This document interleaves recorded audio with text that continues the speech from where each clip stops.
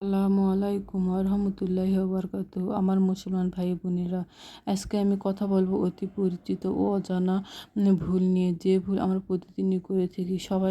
সবাই কিন্তু নয়, কিছু কিছু মেয়ে বা মহিলারা। আচ্ছা, আমরা জানি কি ভুল, জানি না, সেটা এখন জেনে নিব ইনশাআল্লাহ তাআলা। সেটা হলো মাথার চুল উঁচু করে খোপা বাঁধা বা কাঁকড়া ব্যান্ড দিয়ে বাঁধা ইত্যাদি। কার অঞ্চলে কি বলে আমি জানি না, আপনারা বুঝে নেবেন।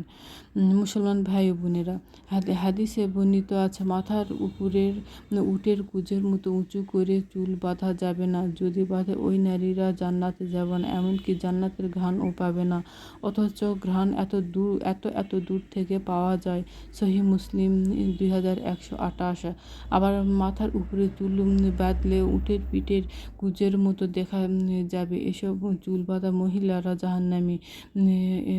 মুসলিম মিশকাত 3524, কিসাস অধ্যায় মিরকাত 37/96।